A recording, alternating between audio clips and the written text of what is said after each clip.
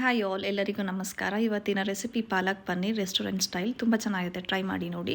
ಇದಕ್ಕೆ ಸ್ವಲ್ಪ ಎಣ್ಣೆಯಲ್ಲಿ ಒಂದು ಸ್ವಲ್ಪ ಜೀರಿಗೆ, 1 ಟೀ ಸ್ಪೂನ್ ಜೀರಿಗೆ ಹಾಕಿ, ಶುಂಠಿ, ಬೆಳ್ಳುಳ್ಳಿ, ಹಸಿಮೆಣಸಿನ್ಕಾಯಿ, ಈರುಳ್ಳಿ ಹಾಕಿಬಿಟ್ಟು ಚೆನ್ನಾಗಿ ಸ್ವಲ್ಪ ಲೈಟಾಗಿ ಫ್ರೈ ಮಾಡ್ಕೊಳ್ಳಿ.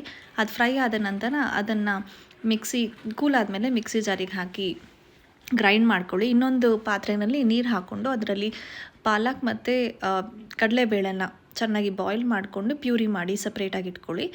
ಇದು ಫಸ್ಟ್ ಮಾಡಿರೋ ಗ್ರೈಂಡ್ ಪೇಸ್ಟನ್ನು ಚೆನ್ನಾಗಿ ಸ್ವಲ್ಪ ಆಯಿಲಲ್ಲಿ ಫ್ರೈ ಮಾಡಬೇಕು. ಅದು ಹಸಿ ವಾಸನೆ ಹೋಗೋ ಥರ ಈ ಥರ ತೋರಿಸಿರೋ ಥರ ಚೆನ್ನಾಗಿ ಫ್ರೈ ಮಾಡಿಬಿಟ್ಟು ಪ್ಯೂರಿ ಮಾಡಿರೋ ಪಾಲಕ್ ಮತ್ತು ಕಡಲೆಬೇಳೆ ಇದನ್ನು ಮಿಕ್ಸ್ ಮಾಡಿ, ನೀರು ಎಷ್ಟು ಬೇಕು, ಎಷ್ಟು ತಿಕ್ನೆಸ್ ಬೇಕು ಅದ್ರ ಮಟ್ಟಿಗೆ ಸ್ವಲ್ಪ ನೀರು ಹಾಕಿ ಚೆನ್ನಾಗಿ ಮಿಕ್ಸ್ ಮಾಡಿ ಅದು ಬಬಲ್ ಬರೋ ಥರ ಚೆನ್ನಾಗಿ ಬಾಯ್ಲ್ ಮಾಡ್ಕೊಳ್ಳಿ.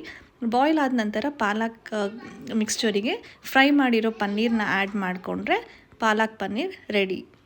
ಇದಕ್ಕೆ ನೀವು ಬೇಕಿದ್ರೆ ಮಲೈ ಅಥವಾ ಕ್ರೀಮ್ ಸ್ವಲ್ಪ ಮೇಲ್ಗಡೆ ಹಾಕ್ಕೊಂಡ್ರೆ ಸ್ವಲ್ಪ ಕ್ರೀಮಿ ಟೆಕ್ಸ್ಚರ್ ಬರುತ್ತದೆ, ಇಲ್ಲ ಅಂದರೂ ನಡೆಯುತ್ತೆ. ಇದನ್ನು ರೋಟಿ ಜೊತೆ ಅಥವಾ ಚಪಾತಿ ಜೊತೆ ಸರ್ವ್ ಮಾಡಿ.